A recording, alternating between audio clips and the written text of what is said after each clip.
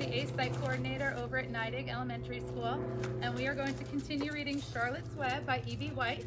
We are on Chapter 9, Wilbur's Boast. A spider's web is stronger than it looks. Although it is made of thin, delicate strands, the web is not easily broken. However, a web gets torn every day by the insects that kick around in it, and a spider must rebuild it when it gets full of holes. Charlotte liked to do her weaving during late afternoon, and Fern liked to sit nearby and watch. One afternoon, she heard the most interesting conversation and witnessed a strange event. "You have awfully hairy legs, Charlotte," said Wilbur, as the spider busily worked at her task. "My legs are hairy for a good reason," replied Charlotte. "Furthermore, each leg of mine has 7 sections: the coxa, the trochanter, the femur, the patella, the tibia, the metatarsus, and the tarsus." Wilbur sat bolt upright. "You're kidding," he said. "No, I'm not either." "Say those names again. I didn't catch them the first time." "Coxa, trochanter, femur, patella, tibia, metatarsus, and tarsus." "Goodness," said Wilbur, looking down at his own chubby legs. "I don't think my legs have 7 sections." "Well," said Charlotte, "you and I lead different lives. You don't have to spin a web. That takes real leg work." "I could spin a web if I tried," said Wilbur, boasting. "I have just never tried." "Let's see you do it," said Charlotte. Fern chuckled softly, and her eyes grew wide with love for the pig. "Okay," replied Wilbur. "You coach me, and I'll spin one. There must be a lot of fun to spin a web. How do I start?" What are you doing, Flower?"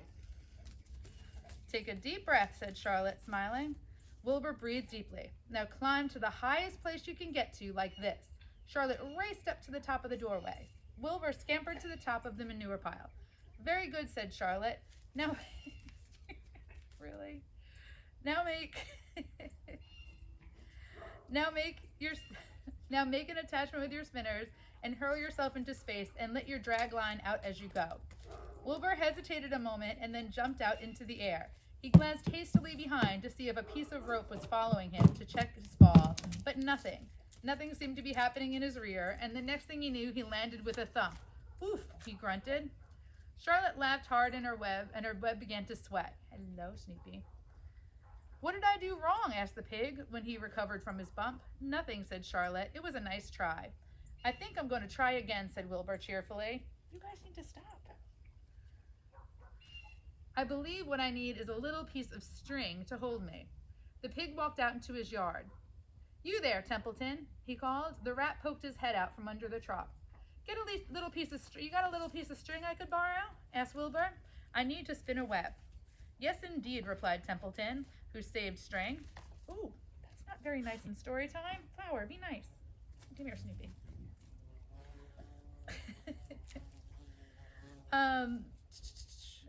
"Yes, indeed," replied Templeton, who saved string. "No trouble at all. Anything to oblige." He crept down into his hole, pushed the goose egg out of the way, and returned with an old piece of dirty white string. Wilbur examined it.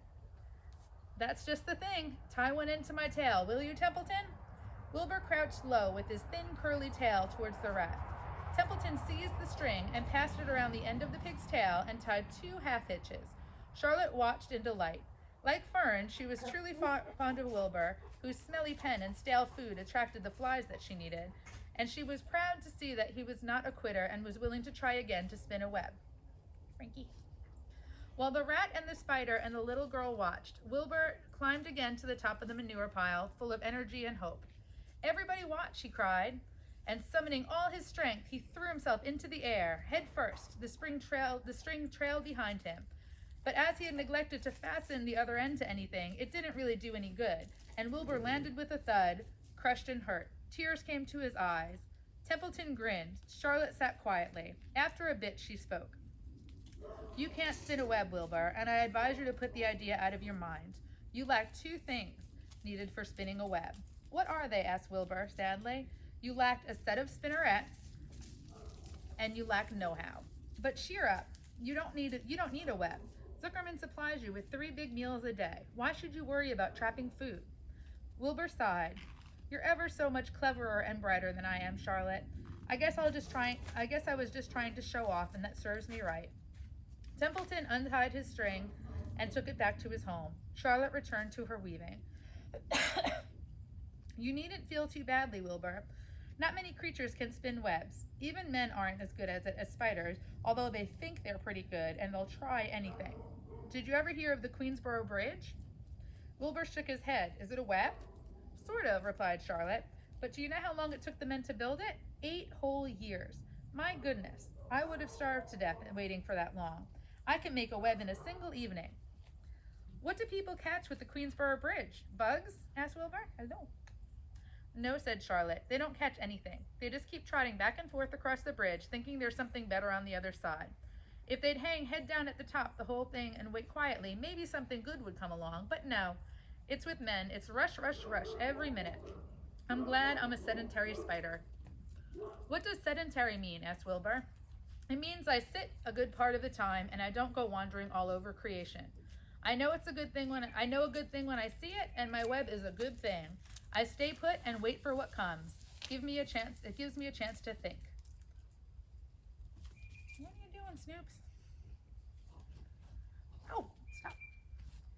Well, I'm sort of sedentary myself, I guess, said the pig. I have to hang around here, whether I want to or not. You know where I'd really like to be this evening? Where?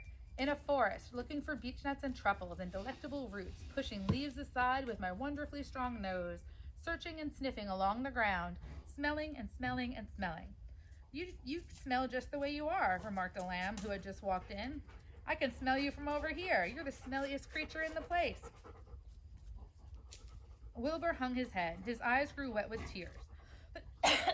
Charlotte noticed his embarrassment and she spoke sharply to the lamb. Let Wilbur alone, she said. He has the perfect right to smell, considering his surroundings. You're no bundle of sweet peas yourself. Furthermore, you are interrupting a very pleasant conversation. What were we talking about, Wilbur, when we were so rudely interrupted? Oh, I don't remember, said Wilbur. It doesn't make any difference. Let's not talk any more for a while, Charlotte. I'm getting sleepy. You go ahead and finish fixing your web, and I'll just lie here and watch you. It's a lovely evening. Wilbur stretched out on his side. Twilight settled over Zuckerman's barn and a feeling of peace. Fern knew it was almost supper time, but she couldn't bear to leave. Swallows passed on silent wings in and out of the doorways, bringing food to their young ones. From across the road, a bird sang, "Whippoorwill, whippoorwill." Lurvy sat down under an apple tree and lit his pipe. The animals sniffed the familiar smell of strong tobacco. Wilbur heard the trill of the tree toad and the occasional slamming of the kitchen door. All these sounds made him feel comfortable and happy, for he loved life and loved to be a part of the world on a summer evening. But as he lay there, he remembered what the old sheep had told him. The thought of death came to him, and he began to tremble with fear. Charlotte, he said softly. Yes, Wilbur? I don't want to die. Of course you don't, said Charlotte in a comforting voice. I just love it here at the barn, said Wilbur. I love everything about this place. Of course you do, said Charlotte. We all do. The goose appeared, followed by her 7 goslings. You gotta hold it still, buddy. Her 7 goslings. They thrust their little necks out and kept up with the musical whistling, like a tiny troop of pipers. Wilbur listened to the sound with love in his heart. Charlotte, he said. Yes, said the spider.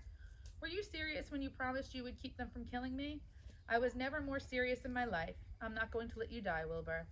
How are you going to save me? Asked Wilbur, whose curiosity was very strong at this point. Well, said Charlotte vaguely, I don't really know, but I'm working on a plan. That's wonderful, said Wilbur. How is your plan coming, Charlotte? Have you gotten very far with it? Is it coming along pretty well? Wilbur was trembling again, but Charlotte was cool and collected. Oh, it's coming along all right, she said. The plan is still in its early stages and hasn't completely shaped up yet, but I'm working on it. When do you work on it? Begged Wilbur. Well, when I'm hanging head down at the top of my web, that's when I do my thinking, because all my blood is in my head. I'd be only too glad to help you in any way I can. Oh, I think I'll work it out alone, said Charlotte. I think better when I'm alone. All right, said Wilbur, but don't fail to let me know if there's anything I can do to help, no matter how slight. Well, replied Charlotte, you must try to build yourself up. I want you to get plenty of sleep and to stop worrying. Never hurry, never worry. Chew your food thoroughly and eat every bit of it, except you must leave just enough for Templeton. Gain weight and stay well. That's the way you can help. Keep fit and don't lose your nerve. Hello. Do you think you understand? Yes, I understand, said Wilbur. Go along to bed then, said Charlotte. Sleep is important. Wilbur trotted out over the darkest corner of his pen and threw himself down. He closed his eyes. In another minute, he spoke. Charlotte, you can't knock my chair over. Now I don't know where I am. Charlotte, he said. Yes, Wilbur? May I go out to my trough and see if I left any of my supper? I think there might be a mashed potato. Very well, said Charlotte, but I want you in your bed again without delay. Wilbur started to race out to his yard. Slowly, slowly, said Charlotte. Never hurry and never worry. Wilbur checked himself and crept slowly to his trough. He found a bit of potato, chewed it carefully, swallowed it, and walked back to bed. He closed his eyes and was silent for a while. Charlotte, he said in a whisper. Yes?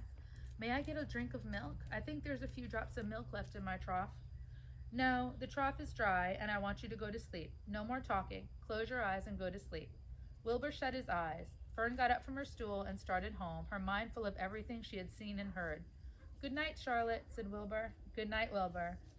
There was a pause. Good night, Charlotte. Good night, Wilbur. Good night. Good night. And that is the end of chapter 9.